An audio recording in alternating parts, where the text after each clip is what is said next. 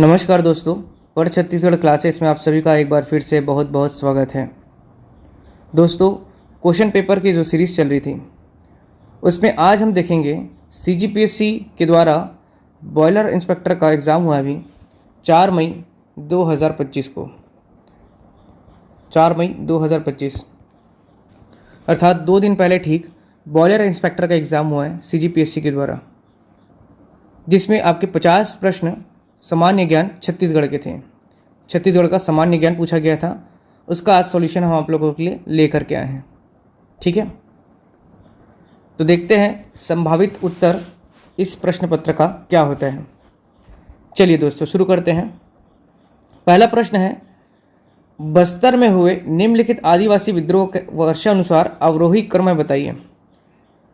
पहली बात तो देखिए प्रश्न क्या लिखा है, अवरोही क्रम। ठीक, क्या चीज़? आदिवासी विद्रोह। ठीक है, बस्तर में हुए आदिवासी विद्रोह का अवरोही क्रम बताइए बोल रहे हैं, मतलब बड़े से छोटा, जो घटना बाद में हुई है उसको पहले बताना है। ठीक, चलिए देखते हैं सबसे पहले कि ये जो विद्रोह है, कोई विद्रोह, ये सबसे पहले कब हुआ था? तो कोई विद्रोह हुआ था आपका 1859 में, नागौर दोरला। ठीक है, इस विद्रोह के नेतृत्वकर्ता थे कौन? कोई विद्रोह के नेतृत्वकर्ता नागौर दौरला जी थे, जो कि वहाँ के जमींदार थे। 1859 में आपका ये विद्रोह हुआ था। विद्रोह क्यों हुआ था? क्योंकि जो आपका साल व सागौन वनों का जो कटाई किया जा रहा था इस समय, साथ ही साथ वन पर अधिकार की मांग शोषण के विरुद्ध ये विद्रोह किया गया था। ठीक, दूसरा आपका देख लीजिए भूमकाल विद्रोह हुआ था आपका 1910 में। भूमकाल विद्रोह 1910 में हुआ था। भूमकाल विद्रोह बस्तर में रुद्र प्रताप देव इस समय शासनकाल में थे। ठीक है, नेतृत्वकर्ता कौन थे याद रखेंगे? गुंडाधुर। ठीक है, इसका नागौर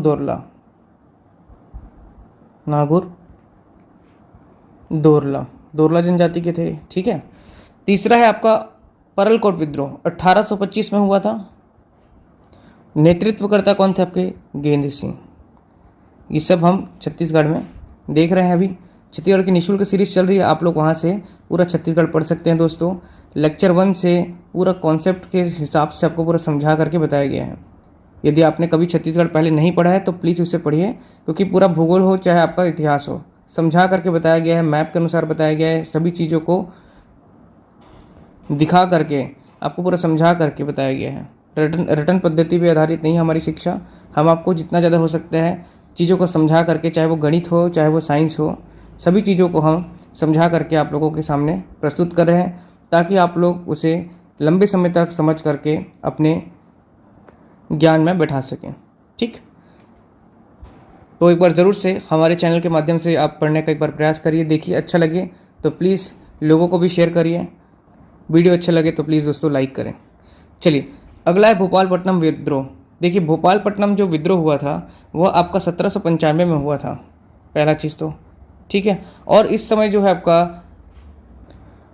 अंग्रेजी शासक कैप्टन ब्लंट, ठीक है, कैप्टन ब्लंट जो था वो आपका बस्तर में प्रवेश करना चाहता था, तो उसके प्रवेश को रोकने के लिए आदिवासियों के द्वारा ये विद्रोह किया गया था, भोपालपट्टनम विद्रोह। ठीक है, इस चीज़ को ध्यान रखेंगे दोस्तों, पूरा समझ करके पढ़ना है, क्यों है, क्या है, कैसा है। आपको पूरा इतिहास हो चाहे भूगोल हो, समझ के ही पढ़ना है। समझ के पढ़ने से चीज़ें आपको हमेशा बने रहती हैं। इसीलिए मैं गणित की क्लासेस भी आप लोगों के लिए लेके आता हूँ, तो वो पूरा आपका कॉन्सेप्ट बेस रहता है। एक भी क्वेश्चन ऐसा नहीं होता जिसमें मैं आपको कोई सा ट्रिक बताऊँ। ट्रिक मैं आपको ज़रूर से बताता हूँ, लेकिन पहले बेसिक बताता हूँ, कॉन्सेप्ट के हिसाब से बताता हूँ। ट्रिक इसलिए बताता हूँ ताकि लोगों को एग्ज़ाम में जल्दी सॉल्व करते बने। चलिए अभी बात कर रहे हैं आज के पेपर सीजीपीएससी बॉयलर इंस्पेक्टर 2025 की। तो देखिए सबसे लेट में कौन सा है आपका? भोपालपट्टनम विद्रोह सबसे लेट में है, तो डी देखिए सबसे पहले कहाँ है? यहाँ पर है, यहाँ पर है। ठीक है, उसके बाद देखिए 1800 आपका 25 परलकोट विद्रोह, सी नंबर, सी कहाँ पर है? यहाँ पर है।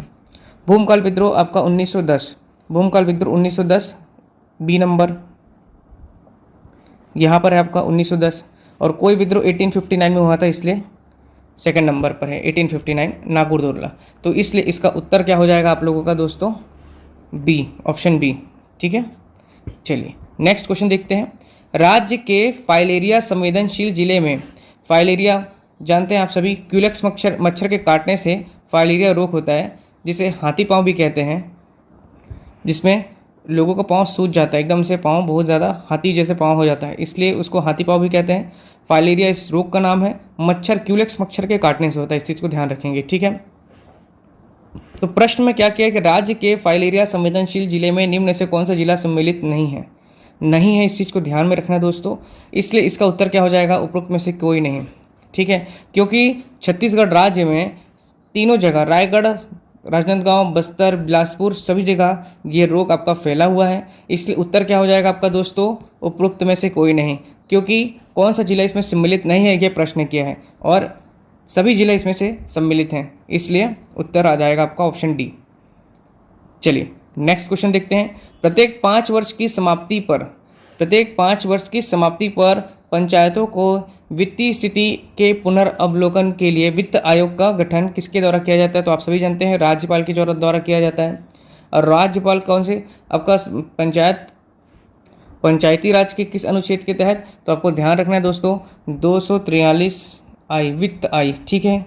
वित्त मतलब होता है पैसा आया, तो इसलिए इसको ध्यान रखना है, 243 आई के तहत आपका वित्त आयोग का गठन किया गया है। नेक्स्ट है आपका प्रश्न, किस लोकनाट्य के मंचन के पूर्व बहुत से पौराणिक पात्रों की मूर्तियां बनाई जाती हैं, ठीक है। ये लोकनाट्य कौन सा है, आपका रहस्य, याद रखेंगे जो रहस्य है उसमें आपके बहुत सारी मूर्तियां बैठा करके बना करके ये आपका लोकनाट्य प्रस्तुत किया जाता है रहस्य में। नेक्स्ट देखते हैं दोस्तों, योजना का नाम और उद्देश्य उसका सम्मिलित कर रहे हैं। नेक्स्ट पूछ रहा है पोषक अनाज सुरक्षा। पोषक अनाज जो सुरक्षा है वो आपका किससे मिलता है, तो पोषक अनाज सुरक्षा जो है आपका कोदो कुटकी रागी का क्षेत्र विस्तार, ठीक। नेक्स्ट है टारगेटिंग राइस फैलो एरिया, तो ये आपका आ जाएगा तिलहन क्षेत्र एवं उत्पादन में वृद्धि, मतलब चावल के साथ और कौन कौन सा आपका फसल लिया जाए तो तिलहन क्षेत्र और उत्पादन में वृद्धि करने के लिए टारगेटिंग राइस फैलो एरिया है। राष्ट्रीय खाद्य सुरक्षा मिशन, जो राष्ट्रीय खाद्य सुरक्षा मिशन है वो आपका तिलहन से संबंधित है, याद रखेंगे। और अगला है प्रधानमंत्री फसल बीमा योजना, किसानों की आय में वृद्धि करना, तो ये आ जाएगा आपका ए नंबर पर, ठीक। तो इस प्रकार से ऑप्शन मिला लीजिए दोस्तों, 1 का बी 2 जगह दिख रहा है आपको, ठीक है। और 2 का डी आपका इसमें दिख रहा है, तो इसलिए इसका आंसर हो जाएगा ऑप्शन नंबर सी, ठीक है दोस्तों। चलिए नेक्स्ट प्रश्न देखते हैं। प्रधानमंत्री सूर्य घर योजना से संबंधित प्रावधानों के आधार पर सही विकल्प चुनें। सूर्य घर योजना आप सभी जानते हैं कि सोलर पैनल से संबंधित है ये योजना। इसमें क्या लिखा है, पहला वाला ऑप्शन, यह एक मुफ्त बिजली योजना है। तो मुफ्त बिजली योजना आप कह सकते हैं क्योंकि आपका सोलर पैनल लगने के बाद आपको इसमें बिजली आपका फ्री हो जाएगा ओवरऑल, कहीं से आपको लेने की ज़रूरत नहीं है, सन से आएगा, सोलर प्लेट के माध्यम से आपका एनर्जी चार्ज हो जाएंगी, एनर्जी आपका बैटरी में स्टोर हो जाएगा, तो इसलिए कह सकते हैं कि ये मुफ्त बिजली योजना है, पहला चीज़। दूसरा, ये घरेलू श्रेणी के उपभोक्ताओं के लिए है, तो बिल्कुल सही बात है, घरेलू श्रेणी के उपभोक्ता के लिए है। तीसरा, इसमें स्वयं के उपयोग की विद्युत की आवश्यकता की पूर्ति हेतु न्यूनतम 1 किलोवाट तथा अधिकतम 500 किलोवाट क्षमता के सौर ऊर्जा संयंत्र लगाने का प्रावधान है, बिल्कुल सही बात है। अगला है, इसमें केंद्रीय अनुदान के 1 किलोवाट सौर ऊर्जा संयंत्र लगाने के लिए 30,000 प्रावधानित है, ये भी सही बात है। तो इसका संभावित उत्तर होना चाहिए दोस्तों उपरोक्त सही, ठीक है। चलिए नेक्स्ट देखते हैं, भारतीय संविधान के किस अनुच्छेद में अनुसूचित जातियों के लिए लोकसभा में आरक्षण प्रावधानित है, ठीक है। लोकसभा में बोल रहा है दोस्तों, राज्यसभा में कहता तो 332 होता, लोकसभा में अनुच्छेद 330 के तहत आपका अनुसूचित जनजातियों के लिए आरक्षण प्रावधानित है, ठीक है। चलिए नेक्स्ट देखिए, ध्यान रखिएगा कि आपका राज्यसभा में नहीं होता है, सिर्फ लोकसभा और विधानसभा में आपका क्या है, आरक्षण का प्रावधान है। लोकसभा में आपका अनुच्छेद 330 के तहत और आपका विधानसभा में 332 के तहत, जबकि राज्यसभा में किसी भी प्रकार का आपका आरक्षण नहीं होता। वहीं आप लोगों को मैं याद दिला दूं दोस्तों कि छत्तीसगढ़ में कितने आपकी लोकसभा सीट हैं, 11 हैं, 11 आपकी कुल लोकसभा सीट है छत्तीसगढ़ में, इस चीज़ को ध्यान रखेंगे। लेकिन आपको आरक्षण है किसने, एसटी में कितना आरक्षण दिया गया है, तो एसटी के लिए याद रखेंगे आपका 4 आरक्षण है, एससी के लिए आपको याद रखना है कि 1 आरक्षण है, जबकि जनरल के लिए कितना है ओवरऑल 6। तो इस प्रकार से कुल आपके 11 लोकसभा सीट छत्तीसगढ़ में हैं। और राज्यसभा सीट कितने हैं दोस्तों, तो राज्यसभा आपका याद रखेंगे 5, इसलिए छत्तीसगढ़ में कुल सांसद कितने हैं आपका 16, ठीक। राज्यसभा में किसी भी प्रकार का आपका आरक्षण नहीं होता, याद रखेंगे। और छत्तीसगढ़ में विधानसभा सीट कितने हैं आपका 90। ठीक है, विधानसभा में छत्तीसगढ़ में कितने सीट है टोटल, तो विधानसभा छत्तीसगढ़ में आपका है 90 सीट है। और उसमें भी एसटी के लिए आरक्षण कितना है याद रखेंगे दोस्तों 29, और एससी के लिए याद रखेंगे 10, और जनरल का कितना है 51। तो इस प्रकार कुल आपका हो जाएगा 90 सीट्स। ठीक है, चलिए नेक्स्ट क्वेश्चन देखते हैं दोस्तों। छत्तीसगढ़ में सामर्थ्य विकास योजना के लाभार्थी कौन होंगे। तो सामर्थ्य विकास योजना के अंतर्गत छत्तीसगढ़ में वरिष्ठ नागरिक भी आएंगे, बीपीएल कार्डधारी भी आएंगे और दिव्यांगजन भी आएंगे, इसलिए इसका उत्तर हो जाएगा उपरोक्त सभी। ठीक है, चलिए नेक्स्ट क्वेश्चन देखते हैं। देवनागरी लिपि में बस्तरिया नामक एक संपूर्ण हल्बी साप्ताहिक के प्रकाशन, देखिए हल्बी एक साप्ताहिक समाचार पत्र था और वो भी बस्तरिया नामक था और देवनागरी लिपि में लिखा जाता था। ठीक है, इसका प्रकाशन कब हुआ तो याद रखेंगे 2 अगस्त 1984। 2 अगस्त 1984 का इसका प्रकाशन किया गया था हल्बी साप्ताहिक के नाम से। ठीक, अब देखिए नाम इसका बस्तरिया नामक था दोस्तों, है ना। संपूर्ण हल्बी साप्ताहिक के प्रकाशन का प्रारंभ किया हुआ था 2 अगस्त 1984 में। नेक्स्ट है गोविंद राम झारा, देखिए रायगढ़ के रहने वाले हैं। कौन आपका गोविंद राम झारा, किस शिल्पकला संबंधित है तो याद रखेंगे धातु शिल्पकला, जिसे आपका बेल मेटल शिल्पकला भी बोलते हैं और आपका डोकरा शिल्पकला भी बोलते हैं। तो याद रखेंगे धातु शिल्पकला। मेटल के जो आपका मेटल आर्ट बनाया जाता है वो गोविंद राम झारा जी के द्वारा बनाया जाता है। याद रखेंगे ये रायगढ़ के निवासी हैं।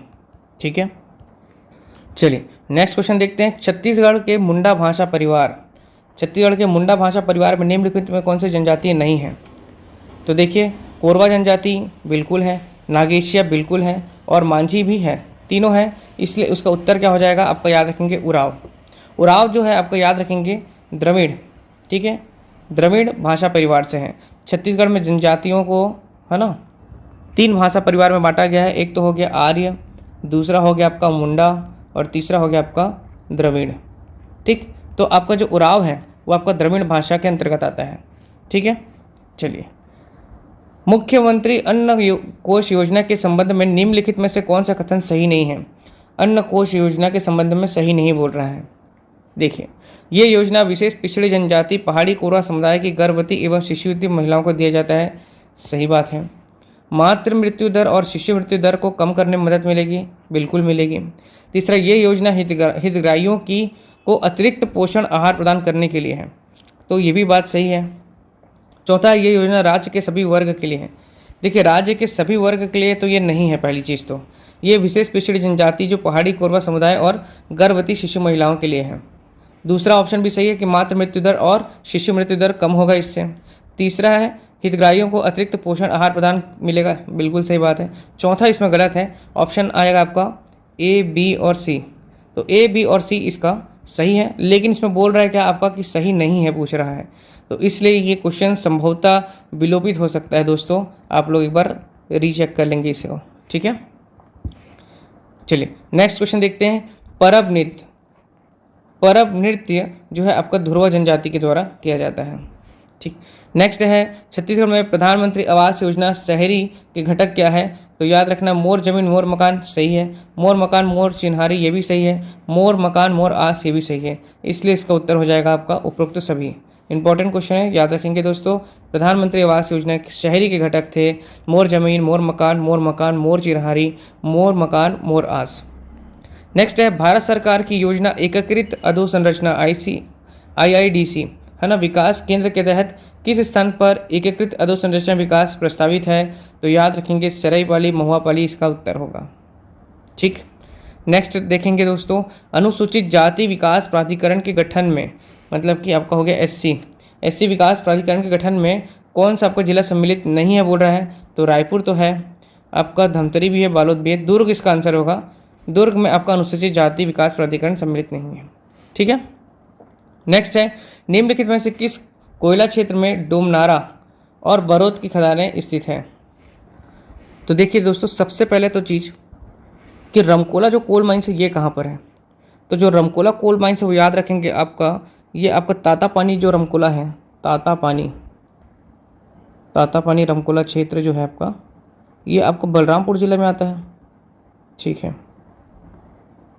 लखनपुर कोयला क्षेत्र, तो लखनपुर कोयला, लखनपुर आपका तहसील कहाँ है आपका? सरगुजा में है, ठीक है। इसके बाद कोरबा कोयला क्षेत्र, तो कोरबा कोयला क्षेत्र आपका कोरबा में ही है दोस्तों। और विश्रामपुर कोयला क्षेत्र, विश्रामपुर कोयला क्षेत्र कहाँ है आपका? तो याद रखेंगे सूरजपुर में है दोस्तों, ठीक है, सूरजपुर में। पर डोमनारा और बरौद जो प्रश्न में दिया हुआ है, कौन सा आपका? डोमनारा और बरौद, ये दोनों क्षेत्र कहाँ है आपका? रायगढ़ में है, याद रखेंगे, ठीक है, रायगढ़ में है। पर ऑप्शन में क्या क्या दिया है आपका? एक तो हो गया बलरामपुर, दूसरा सरगुजा, तीसरा कोरबा और चौथा आपका सूरजपुर। तो आपको रायगढ़ और कोरबा वाला क्षेत्र थोड़ा मिला जुला एरिया है, तो इसका उत्तर क्या लिया जा सकता है? संभवतः कोरबा लिया जा सकता है इसका उत्तर, ठीक है, क्योंकि तातापानी बलरामपुर काफ़ी ऊपर हो गया, सरगुजा का क्षेत्र थोड़ा आपका कोरबा के ऊपर वाला क्षेत्र आ जाता है, और सूरजपुर तो और उससे ऊपर चले जाता है। इसलिए डोमनारा और बरौद की खदानें आपका रायगढ़ जिले में होने के बावजूद कोरबा उत्तर लिया जा सकता है, संभावित उत्तर, ठीक है। चलिए नेक्स्ट है राजहरा की पहाड़ी। राजहरा की पहाड़ी से आपका कोटरी नदी का उद्गम होता है, ठीक। किस नदी का उद्गम होता है प्रश्न किया था? तो राजहरा की पहाड़ी से आपका कोटरी नदी। कोटरी नदी का एक और नाम है परलकोट नदी, ठीक है। आपका कहाँ से निकलती है? राजहरा की पहाड़ी, मोहला मानपुर, ठीक है, मोहला मानपुर अम्बागढ़ चौकी, ठीक। कब बना था ये जिला? तो याद रखेंगे 2 सितंबर 2022, ठीक। मोहला मानपुर अम्बागढ़ चौकी राजनांदगांव जिले को काट करके बनाया गया था 2 सितंबर 2022 को। और ये आपका परलकोट नदी के नाम से जाना जाता है, कोटरी नदी। कोटरी नदी आपका राजहरा की पहाड़ी से निकलती है, ठीक है। कोटरी नदी याद रखना है कि इंद्रावती की सहायक नदी है, 135 किलोमीटर इसकी लंबाई है, ठीक। ये सब चीज़ें हमने अपना छत्तीसगढ़ के जीएस में पढ़ा हुआ है, आप अच्छे से पढ़ सकते हैं दोस्तों। देखिए एक प्रश्न से कितने सारे प्रश्न यहाँ पे बन रहे हैं। उसी प्रकार हम आपको एक चीज़ से इंटरकनेक्ट करके 3-4 चीज़ें आपको वीडियो में बताते हैं। चलिए नेक्स्ट प्रश्न है, हफ्ते बन के पथरा फोते फोरे घर के सील। ये खाना है छत्तीसगढ़ी खाना, हफ्ते बन के पथरा फोरे घर के सील, मतलब किसी और का गुस्सा किसी और पे निकालना, ठीक है। इस खाना का अर्थ क्या है आपका? किसी और का गुस्सा किसी और पे उतारना। चलिए नेक्स्ट है, सूची 1 को सूची 2 से मिलाइए। देखिए पहाड़ी क्षेत्र, कौन सा आपका पहाड़ी क्षेत्र है? तो छुरी उदयपुर की पहाड़ी, जिसका सर्वाधिक विस्तार कोरबा में है। छुरी उदयपुर की पहाड़ी का विस्तार कोरबा में है, सरगुजा में है, रायगढ़ में है, ठीक है। और सर्वाधिक विस्तार मैं आपको बताया हूँ कहाँ है उसका? कोरबा जिले में है, छुरी में, ठीक है, जहाँ कोसगाई माता का मंदिर है। पठारी क्षेत्र देख लीजिए तो सामरी पाट, जसपुर सामरी पाट प्रदेश में आपका सामरी पाट एक पाट प्रदेश है, ठीक है, जो कि सबसे ऊंचा पाट प्रदेश है। 1225 गौर लटा उसकी ऊंचाई है, सबसे जो छत्तीसगढ़ की सर्वाधिक ऊंचाई वाला क्षेत्र है। मैदानी क्षेत्र में आपका आ जाएगा हसदेव रामपुर बेसिन वाला क्षेत्र जो है, ठीक है, हसदेव रामपुर क्षेत्र वाला जो आपका कोरबा बेसिन है एक प्रकार से, है ना।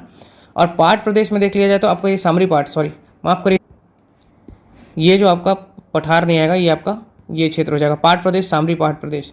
पठारी वाला जाएगा पेंड्रा लोरमी का पठार, ठीक है, जिसकी ऊंचाई सर्वाधिक है 1080 मीटर, पेंड्रा लोरमी का पठार, ठीक। तो पाट प्रदेश याद रखेंगे, सामरी पाट प्रदेश जसपुर पाट प्रदेश का एक पार्ट है सामरी पाट। मैदानी भाग आपका देख सकते हैं हसदेव रामपुर बेसिन। पठारी क्षेत्र आपका पेंड्रा लोरमी, और पहाड़ी क्षेत्र आ गया छुरी उदयपुर की पहाड़ी। तो इसलिए ऑप्शन हो जाएगा ए का 2। देखिए ए का 2 2 जगह दिख रहा है, पठारी क्षेत्र बी का 1 ये दिख रहे हैं, तो इसका उत्तर हो जाएगा आपका ऑप्शन नंबर बी, ठीक। चलिए नेक्स्ट देखते हैं, छत्तीसगढ़ की प्राचीन नदी चित्रोत्पला का वर्तमान नाम क्या है? देखिए द्वापर युग में चित्रोत्पला को क्या कहते थे? महानदी को क्या कहते हैं, किस नाम से जाना जाता था? चित्रोत्पला। तो इसका उत्तर क्या हो जाएगा? महानदी। देखिए थोड़ा सा यहाँ पर ध्यान देने वाला बात है, प्राचीन नाम में आपको थोड़ा सा चीज़ों को याद रखना है। चित्रोत्पला द्वापर युग में महानदी को बोला जाता था, द्वापर युग में। साथ ही साथ चित्रोत्पला को आपको स्कंद पुराण में भी बताया गया है, स्कंद पुराण में बताया गया है। इसके साथ याद रखना है आपको कि मार्कंडे पुराण में भी इसे चित्रोत्पला के नाम से जाना जाता था। और आपका महाभारत काल, ठीक है, महाभारत काल में भी आपका महानदी को चित्रोत्पला के नाम से जाना जाता था। इतने सारे युग में, इतने सारे समय में महानदी को किस नाम से जाना जाता था? आपका चित्रोत्पला। जबकि आपको ये याद रखना है कि सतयुग, ठीक है, सतयुग में यह आपका वायु पुराण में, सतयुग और वायु पुराण में महानदी को किस नाम से जाना जाता था? तो याद रखेंगे नीलोत्पला। ठीक है, नीलोत्पला अर्थात कमल। ठीक, इसके साथ आपको ये भी याद रखना है कि श्रृंगी ऋषि के एक शिष्य थे महानंदा।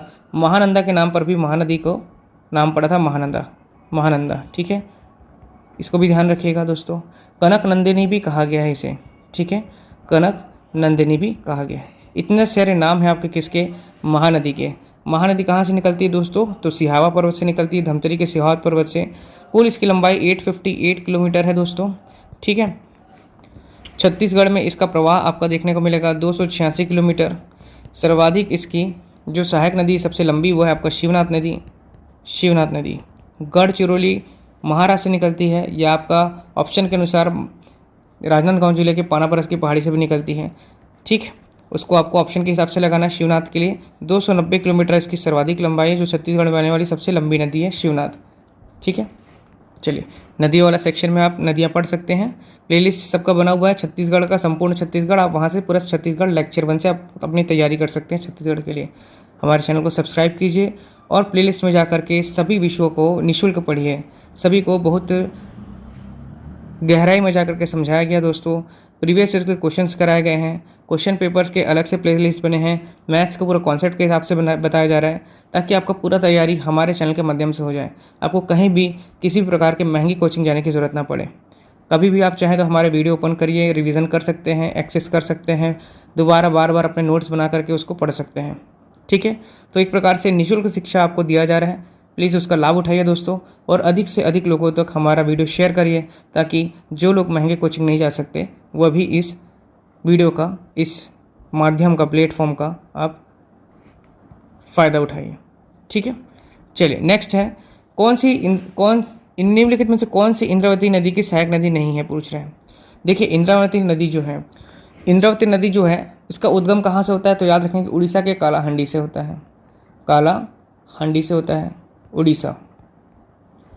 कुल लंबाई इसका है, आपको याद रखना है दोस्तों, 264 किलोमीटर। ठीक है, मुख्य बात यहीं पे रिवाइज कर लेते हैं। कालाहांडी उड़ीसा 264 किलोमीटर इसकी कुल लंबाई है। ठीक है, गोदावरी नदी की सहायक नदी है। ठीक, इतना को ध्यान रखना है आपको। अब याद रखना है ये बस्तर की जीवनदायिनी भी कहलाती है। ठीक है, इसका प्राचीन नाम क्या आप लोग कमेंट में बताएंगे दोस्तों। ठीक है, चलिए सहायक नदी देखा जाए तो देखिए बोर्डिंग नदी है, इसकी सहायक नदी है, बिल्कुल है। नारंगी भी है, गुडरा भी है, निबरा भी है, कोटरी भी है, अभी बताया आपको, परलकोट नदी के नाम से भी जाना जाता है। जबकि मालेंगर जो नदी है, या मालेंगर इंदु नदी, इसकी सहायक नदी नहीं है। मालेंगर नदी याद रखेंगे दोस्तों कि ये सबरी नदी की सहायक नदी है। सबरी नदी आपका याद रखेंगे उड़ीसा और छत्तीसगढ़ बॉर्डर पे बहती है, कोंटा तक जाती है आपका पूरा, है ना, गोदावरी में जा करके मिल जाती है। सबरी नदी जो है आपका, ये आपका कोरापुट उड़ीसा से निकलती है, कोरापुट उड़ीसा। ठीक, याद रखेंगे ये कालाहांडी से निकलती है इंद्रावती, और सबरी नदी कोरापुट उड़ीसा, दोनों उड़ीसा से ही निकल रहे हैं, हमारे राज्य में आके बह रहे हैं, लेकिन अलग अलग स्थान से बह रहे हैं। ठीक, सबरी नदी के लिए आपको इस चीज़ को भी ध्यान रखना है कि आयोग ने इसका उद्गम स्थल बेलाडीला की पहाड़ी भी लिया हुआ है। ठीक है, बेलाडीला की पहाड़ी, तो इसलिए थोड़ा आपको ध्यान रखना है दोस्तों कि ऑप्शन क्या पूछते हैं, ऑप्शन के अनुसार हमको लगाना है, विकल्प के अनुसार ही उत्तर लेना है हमको। ठीक, कुछ जगह महानदी में 851 किलोमीटर भी कुछ एग्जाम्स में आपका आंसर लिया गया है, तो 858 किलोमीटर, 851 किलोमीटर, दो चीज़ों को याद रखना है। ठीक है, तो इसका उत्तर हो जाएगा मालेंगर इंदु नदी। याद रखेंगे क्या हो जाएगा आपका इसका उत्तर, मालेंगर इंदु नदी। ठीक है, मालेंगर नदी।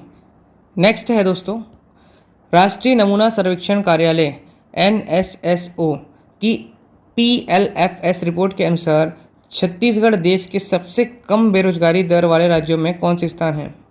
अच्छा मजाक है ये, इसका स्थान याद रखेंगे 5वां है दोस्तों। इसलिए मैं ये बात कह रहा हूँ क्योंकि छत्तीसगढ़ में बेरोजगारी दर बहुत ही ज़्यादा बढ़ चुकी है ना, यहाँ पे युवा बहुत ज़्यादा अभी तक बेरोजगार हैं, इसलिए इसका उत्तर 5वां नहीं होना चाहिए मेरे ख्याल से, सबसे लास्ट होना चाहिए देश में देखा जाए तो यहाँ पर काफ़ी बेरोजगारी बढ़ चुका है, पर NSSO की रिपोर्ट के अनुसार इसका स्थान 5वां है, इस चीज़ को ध्यान रखेंगे दोस्तों। चलिए नेक्स्ट है, मुख्यमंत्री ज्ञान प्रोत्साहन योजना से संबंधित विभाग है।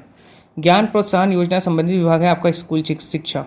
ठीक है, छत्तीसगढ़ में भी अभी स्कूल शिक्षा का स्तर बहुत गिर चुका है, शिक्षा का स्तर छत्तीसगढ़ में। आप सभी जानते हैं। चलिए नेक्स्ट क्वेश्चन देखते हैं दोस्तों।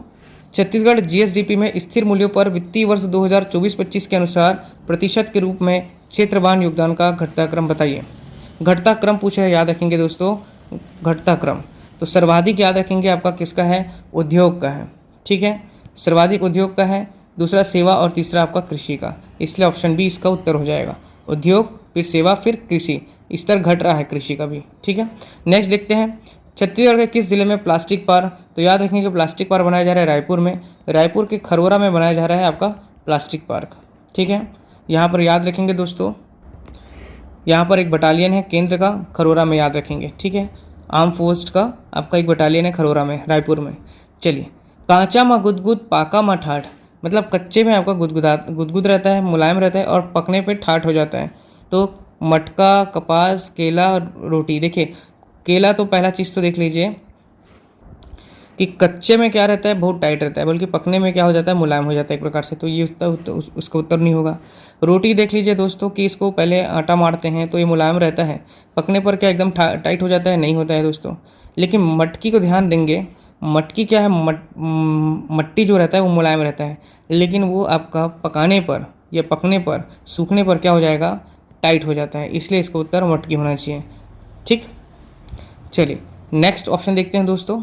नेक्स्ट क्वेश्चन देखते हैं, छत्तीसगढ़ नगर पालिका निगम संशोधन 2024 की धारा में क्या बताया है। 2024 की धारा 24 से संबंधित क्या है। धारा 24 में ये बताया कि महापौर का वापस बुलाना। नगरीय निकाय वाले में आपका जो धाराएं बताई गई हैं, ठीक है, उसमें धारा 24 में महापौर का वापस बुलाना बताया गया है। ठीक है, चलिए नेक्स्ट देखते हैं, छत्तीसगढ़ी नाचा के भीष्म पिता दाऊ दुलार सिंह मंदराजी। फेमस क्वेश्चन है, काफ़ी बार एग्जाम में आया हुआ है, ध्यान रखेंगे। नाचा के भीष्म पितामह किसको कहा जाता है, दुलार सिंह मंदराजी को। छत्तीसगढ़ में व्यक्तिगत सत्याग्रह आपका पंडित रविशंकर शुक्ल जी के द्वारा प्रारंभ किया गया था छत्तीसगढ़ में।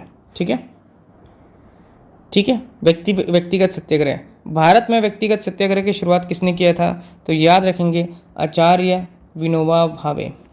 ठीक है, आचार्य विनोबा भावे।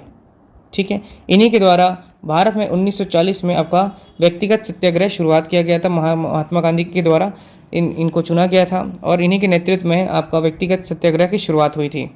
ठीक है दोस्तों, इसको ध्यान रखेंगे। इसको अन्य नाम क्या जाना जाता है व्यक्तिगत सत्याग्रह को, कि दिल्ली चलो आंदोलन।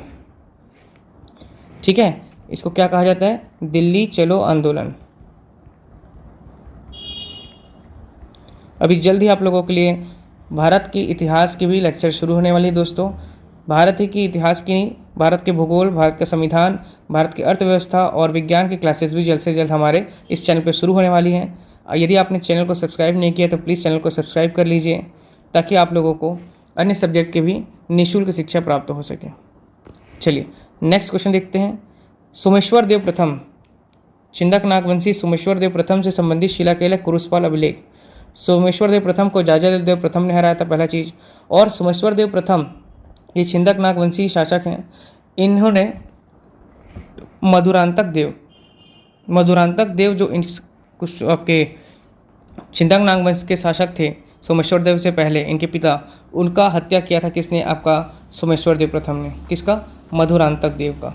ये सब चीज़ हमने इतिहास में देखा है दोस्तों। ठीक, सोमेश्वर देव प्रथम के बाद सोमेश्वर देव द्वितीय आए। सोमेश्वर देव प्रथम को आपका कलचुरी वंश के शासक जाजाल देव प्रथम ने हराया था। ठीक, सभी बातें हमने देखा है दोस्तों। नेक्स्ट है छत्तीसगढ़ उद्यम क्रांति इंपॉर्टेंट क्वेश्चन है दोस्तों। ये आपका युवाओं के लिए रोजगार अवसर बढ़ाने के लिए लाया गया है, इसका उद्देश्य यही है। क्या, आपका छत्तीसगढ़ उद्यम क्रांति। ठीक है, ठीक। कुरुशपाल अभिलेख कब लाया गया था, कुरुशपाल अभिलेख आपका 1069 ईस्वी में आया था। ठीक है, याद रखेंगे। इसी में ही आपका वर्णन है मधुरांतक देव को मारा था किसने, आपका सोमेश्वर देव प्रथम ने। ठीक, अब नेक्स्ट है उद्यम क्रांति हमने देख लिया, राज्य में युवाओं के लिए स्वरोजगार के अवसर बढ़ाना है इसका उद्देश्य। ठीक, नेक्स्ट है खनिज और उसका भंडारण क्षेत्र देख लीजिए। तो देखिए सबसे पहले राजा देवरी जो है आपका, ये आपका आएगा बलौदा बाजार में। ठीक, दूसरा खौना जो है आपका, ये भी याद रखेंगे, आपका बलौदा बाजार जिले में आता है, बलौदा बाजार। जबकि पाड़ापुर जो आएगा आपका, याद रखेंगे, ये आपका दंतेवाड़ा में। ठीक है, देखिए सबसे बड़ी बात है सोना मिलेगा आपका राजदेवरी जो कि आपका बलौदा बाजार में है। वहीं चूना मिलेगा आपका खोना में मिलेगा, ये भी बलौदा बाजार में है। ठीक, बक्साइट मिलेगा आपको काकसेना की पहाड़ और टीना मिलेगा आपका पाड़ापुर में। चलिए ऑप्शन मिलाते हैं दोस्तों। तो देखिए चूना पत्थर ए का 3 ये ठीक है। टीना मिलेगा आपको पाड़ापुर दंतेवाड़ा में, बी का 4। स्वर्ण मिलेगा आपका राजदेवरी में, तो सी का आपका हो जाएगा 2। और बॉक्साइट काकसेना पहाड़ आपका ये हो जाएगा 1। तो इसलिए ऑप्शन हो जाएगा आपका सी। ठीक, काकसेना पहाड़, बॉक्साइट, स्वर्ण मिलेगा आपका राजा देवरी, टीना मिलेगा आपका पाड़ापुर दंतेवाड़ा और चूना पत्थर मिलेगा आपको खोना बलौदा बाजार। ठीक, खोना चूना ऐसे करके याद करना है आपको। टीना आपका पाड़ापुर, ये आपका मेटल वाला आइटम दंतेवाड़ा। स्वर्ण जो है आपका राजदेवरी याद रखना है। राजा के पास सोना मिलेगा, इस प्रकार से आप लिंक करके पढ़ सकते हैं। और बक्साइड आपका काकसेना के पहाड़ मिलेगा। ठीक है, बक्साइड को याद रखना है कि थोड़ा पहाड़ी वाले क्षेत्र में पाया जाता है, क्योंकि दक्कन प्लेटू वाले क्षेत्र में मिलता ही है। और दूसरा चीज़ ये है कि आपका पुटका पहाड़ हो गया, काकसेना पहाड़ हो गया, ये सब में आपको क्या मिलता है, बॉक्साइट मिलता है। चलिए नेक्स्ट क्वेश्चन देखते हैं दोस्तों। छत्तीसगढ़ वाद्य यंत्रों को 4 समूह में बांटा गया, बिल्कुल सही बात है। वर्गीकृत किया गया। धनकुल वाद्य यंत्र किस समूह में आता है? देखिए सुशीर वाद्य यंत्र से आप क्या समझते हैं, तो जो फूंक के बजाते हैं, फूंक कर बजाने वाले, जैसे शहनाई हो गया आपका, बांसुरी हो गया, इसमें आपका फूंक कर बजाते हैं। एग्जाम्पल हो गया शहनाई, और आपका क्या हो गया, बांसुरी वगैरह हो गया, बांसुरी। ठीक, घन वाद्य यंत्र मतलब आपका मेटल वाले जो आपका क्या होता है, इंस्ट्रूमेंट, मेटल इंस्ट्रूमेंट कौन कौन से, जैसे कि आपका घंटी हो गया। ठीक, मंदिर की घंटी एक एग्जाम्पल हो गया। वितत और एक तत् होता है। तत् मतलब समझ लीजिए आप तार मतलब हो गया आपका, जैसे कि वीणा हो गया, आपका गिटार हो गया, ये सब आपके क्या हो गया जिसमें तार लगे हुए वाले वाद्य यंत्र हैं। और वितत मतलब क्या हो जाता है, अंदर से जो खोखला होता है और बाहर से चमड़े का खोल लगा रहता है, चमड़े का खोल जिसमें लगा रहता है, जैसे नगाड़ा हो गया, मांदर हो गया। ठीक है, मांदर हो गया, नगाड़ा हो गया, ये सब हो गया आपका वितत। ठीक, तो इस पर प्रश्न किया कि धनकुल वाद्य यंत्र, तो धनकुल या वाद्य यंत्र याद रखेंगे कि घड़े के ऊपर क्या है ना आपका, इस प्रकार से 4-5 ठोक तार लगाया जाता है, जिसको कंघी से बजाया जाता है, टंग टंग टंग टंग करके, इसलिए इसका उत्तर क्या हो जाएगा, तत्वाद्य समूह। ठीक है, चलिए नेक्स्ट देखते हैं दोस्तों। देखिए इसमें क्या बोला है, नगर पालिका निगम अधिनियम 1956, छत्तीसगढ़ नगर पालिका अधिनियम 1956 के परिप्रेक्ष्य में केवल छत्तीसगढ़ राज्य में लागू प्रावधानों को नीचे दिए गए कॉलम 1 के कॉलम 2 से जोड़ना है। सबसे पहले देखते हैं धारा 129 क्या कहते हैं। देखिए धारा 129 है वो आपका शक्ति के बारे में बताता है, संपरीक्षण की शक्ति। तो धारा 129 का संपरीक्षण की शक्ति हो जाएगा। दूसरा है धारा 129 खा में आपका रहता है, याद रखेंगे, खा में आपका विशेष संपरीक्षण। खा में क्या है आपका, याद रखेंगे, विशेष खा में नहीं रहता, एक मिनट माफ़ करिएगा दोस्तों, का में रहता है वो। ठीक है, चलिए फिर से बताता हूँ। सबसे पहले 129 जो है आपका संपरीक्षण की शक्ति के बारे में बताता है, शक्ति और इसके कार्य। जबकि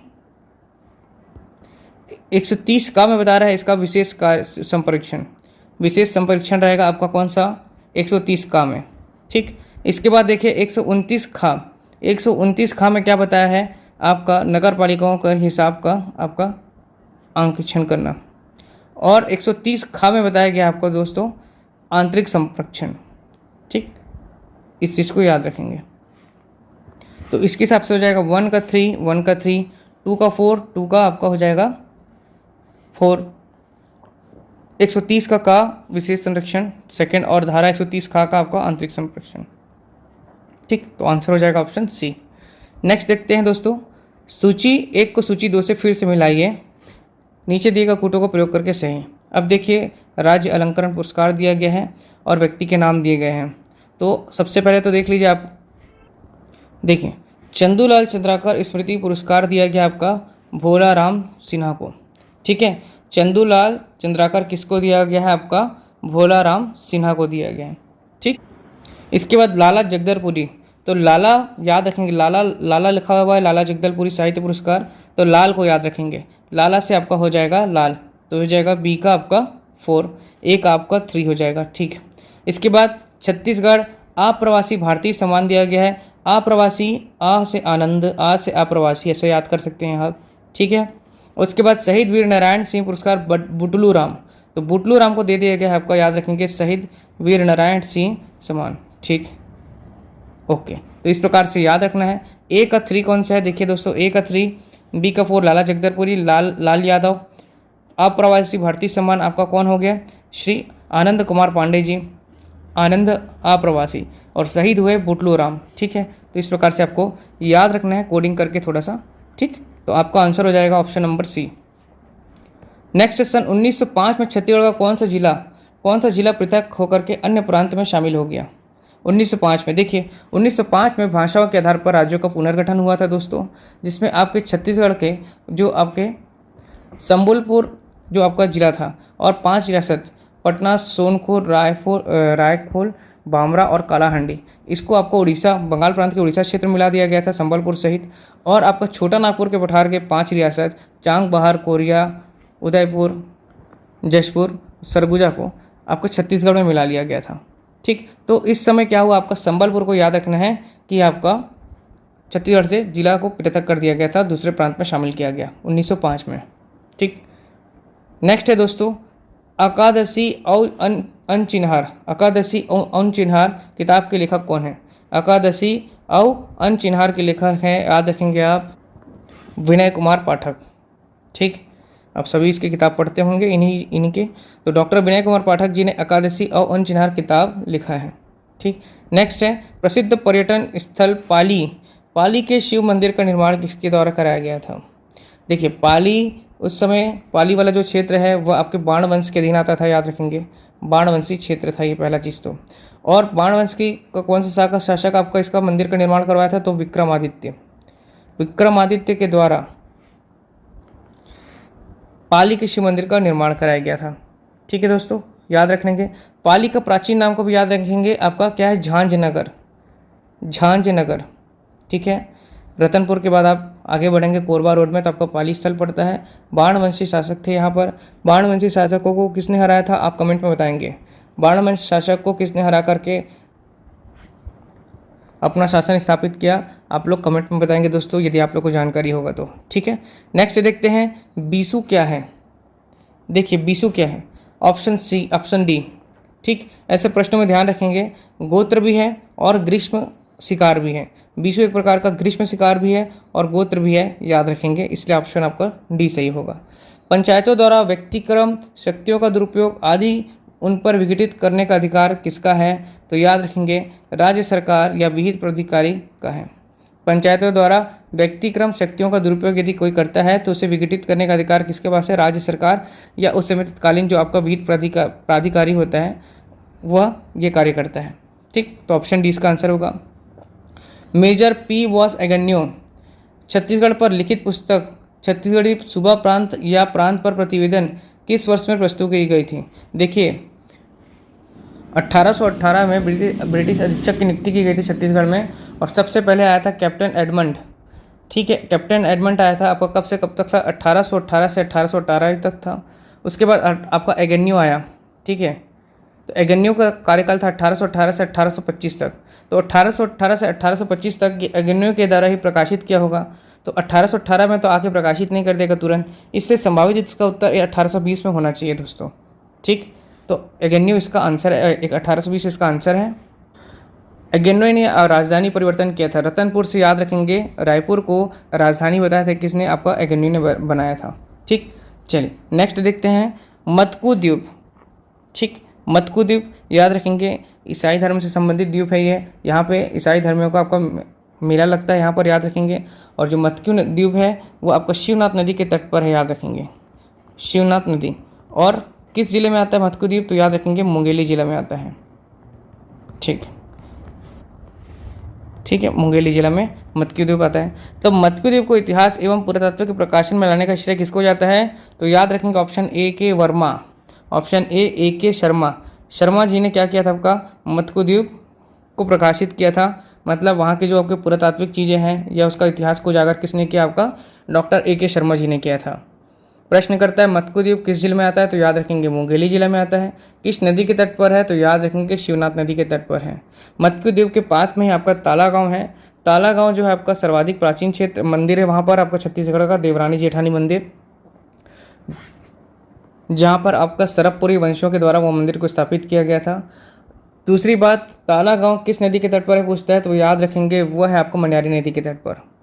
ठीक, चलिए नेक्स्ट है रतनपुर कलचिरों की राजधानी किस सदी में बनी है, तो याद रखेंगे 11वीं सदी में बनी है। ठीक है, रतनपुर कलचिरों की, देखिए कलिंग राज ने 1000 में आकर के आपका तुमान में कलचिरों की राजधानी स्थापित की थी। ठीक, शासन किया वहाँ पर। उसके बाद आपका रत्नदेव प्रथम ने आपका रतनपुर में आकर के 1055 में आपका रतनपुर में आकर राजधानी को बनाया। तो 1055 जो आ रहा है आपका, वो आपका 11वीं शताब्दी में आ रहा है। ठीक है, 11वीं शताब्दी याद रखेंगे दोस्तों, और 11वीं शताब्दी ऑप्शन में नहीं, इसलिए इसका उत्तर हो जाएगा इनमें से कोई नहीं। ठीक, तो रतनपुर कलचिरों की राजधानी किस सदी में बनी है, तो याद रखेंगे 11वीं शताब्दी में। चलिए नेक्स्ट क्वेश्चन देखते हैं दोस्तों। बजट अनुमान 2024-25 की तुलना में बजट अनुमान 2025-26 के अनुसार छत्तीसगढ़ के विभिन्न विभागों को बजट में वृद्धि कर प्रतिशत घटता क्रम बताइए। तो ये थोड़ा प्रश्न कठिन था, क्योंकि 24-25 का तुलनात्मक अध्ययन करके 25-26 के आधार पर पूछा गया है।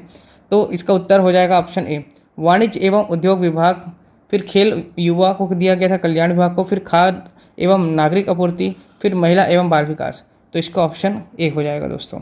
नेक्स्ट है 1857 की क्रांति के समय सोनाखान निम्नलिखित में से किस जिले में शामिल था, तो 1857 के समय आपका रायपुर में ही शामिल था। ठीक है, बाद में बलौदाबाजार में आपका सोनाखान क्षेत्र 2012 में आपका क्या है, बलौदाबाजार जिले का निर्माण हुआ है। तो उससे पहले जो बलौदाबाजार है आपका धमतरी, महासमुंद, ये सभी क्षेत्र, गरियाबंद क्षेत्र, ये सब रायपुर जिले के अंतर्गत आते थे। तो 1857 में आपका सोनाखान जो क्षेत्र है वो रायपुर जिले के अंतर्गत इसका आंसर हो जाएगा। ठीक, वित्तीय वर्ष 2023-24 में देश के खनिज उत्पादन में छत्तीसगढ़ का हिस्सा क्या रहा है, 23-24 का पूछा है दोस्तों। देखिए सबसे इंपॉर्टेंट दो चीज़ को याद रखना है, एक तो आपको कोयला को याद रखना है, छत्तीसगढ़ में सर्वाधिक उत्पादन आपका कोयला होता है, और 100% उत्पादन कौन सा आता है, आपको याद रखेंगे टीना, ये आपका सर्वाधिक हो गया कोयला, और याद रखेंगे 100% आपका टीना होता है, मतलब कि टीन होता है। ठीक है, अब यहाँ पर अपने को नहीं पता, फिर भी अपने को ऑप्शन मिला करके समझना है। तो देखिए सबसे ज़्यादा कोयला में कहाँ पे दिख रहा है, तो ये 100% तो होता नहीं है कोयला 16.64%, और यहाँ पर क्या दिया है 20.73%। ये सही है, ये गलत है, ये गलत है। देखिए यहाँ पर टीना भी क्या दिया है, 100% दिया हुआ है। तो 20% 20.73% कोयला है, लो एक्स 16.64% है, चूना पत्थर 10.94 और टीन 100% है। याद रखेंगे दोस्तों, ये 2023-24 का था, हमको 2000 अभी कोई भी एग्ज़ाम होता है तो 2024-25 भी पढ़ना है और 2023-24 भी पढ़ना चाहिए। ठीक है, क्योंकि देखिए 2023-24 का पूछा है अभी 2025 वाले एग्ज़ाम में। नेक्स्ट देखते हैं दोस्तों, तो इसका आंसर पहले आप समझ गए, ऑप्शन ए होगा। ठीक है, चलिए नेक्स्ट देखते हैं। कनिंदम के अनुसार भोरम देव मंदिर किस देवता को समर्पित है, तो आप सभी जा चुके हैं दोस्तों। भोरम देव मंदिर किसने बनवाया था, आपका फणिनाग वंश के शासक गोपाल देव ने। कब बनवाया था, आपका 1089 ईस्वी में, मतलब 11वीं शताब्दी में। ठीक, आपको ये भी ध्यान रखना है दोस्तों, किस वंश के शासक ने बनाया था, तो अब बनाया था तो फणिनाग वंश के शासक गोपाल देव ने। ठीक है, अब यहाँ पर प्रश्न किया कि कनिंदम के अनुसार भोरम देव मंदिर जो है शिव देव को समर्पित है। याद रखेंगे यहाँ पर आपका शिवलिंग भी स्थापित है, आप जाके देखिए दोस्तों, काफ़ी अच्छा स्थल है ना। तो इसे छत्तीसगढ़ का भोरम देव कहा जाता है, इसे को छत्तीसगढ़ का खजुराहो कहा जाता है। याद रखेंगे भोरम देव को ही क्या कहा जाता है, खजुराहो। छत्तीसगढ़ का खजुराहो किसको कहा जाता है, तो भोरम देव को कहा जाता है। ठीक, नेक्स्ट है छत्तीसगढ़ पंचायती राज अधिनियम 1993 की किस धारा में खंड तथा जिला पंचायत की सीमा परिवर्तन का प्रावधान है। तो जिला पंचायत की सीमा का परिवर्तन कौन करता है, पहला चीज़ तो राज्यपाल करता है, ध्यान होना चाहिए। दूसरा चीज़ ये किस धारा में बताया गया है, तो 127 धारा में बताया गया है, वेरी इंपॉर्टेंट है। ठीक है, सीमा परिवर्तन राज्यपाल ही करेगा, और किस धारा, तो 127 के तहत। ठीक, नेक्स्ट है सुग्गी किसे कहते हैं, तो देखिए सुआ नृत्य होता है, तो उसमें जो आपकी महिलाएं जो होती हैं, नृत्यकार नृत्य करती महिलाओं को सुग्गी कहा जाता है।